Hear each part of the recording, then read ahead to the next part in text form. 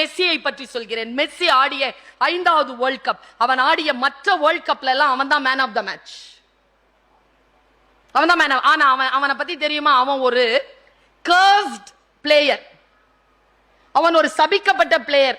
அவன் இருந்தான்னா அந்த டீம் ஜெயிக்காது.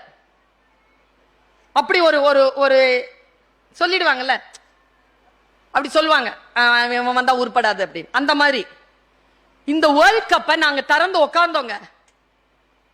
ஃபர்ஸ்ட்ங்க ஓப்பனிங்க அர்ஜென்டினா யாருக்கிட்ட தோத்துச்சு? சவுதி அரேபியா கிட்ட தோத்துச்சுங்க.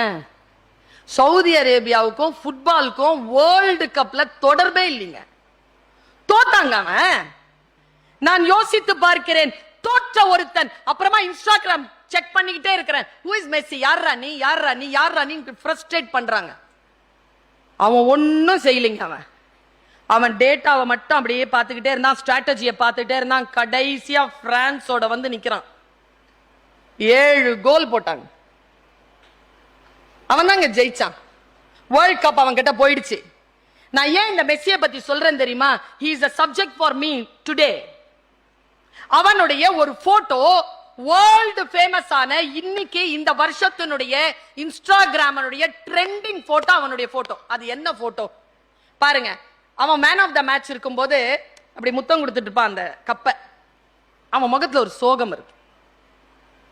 வேர்ல்ட் கப் இருக்குல்ல, அப்படி இப்படி கலாட்டா பண்ண எந்த போட்டோ இன்ஸ்டாகிராம்ல ட்ரெண்டிங் ஆகலைங்க. எந்த போட்டோ ட்ரெண்டிங் ஆச்சு தெரியுமா? அந்த வேர்ல்ட் கப்பை அப்படி சாட்சி போட்டுட்டு பெட்ல கவுந்து போட்டு தூங்கிட்டு இருப்பான்.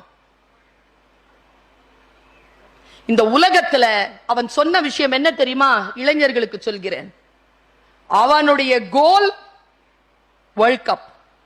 இந்த வேர்ல்ட் கப் என் கைக்கு வரும் வரைக்கும் நான் உறங்கவில்லை, இதோ வந்து விட்டது, உறங்கிக் கொண்டிருக்கிறேன் என்று இந்த உலகத்திற்கு சொன்னான் மெஸ்ஸி.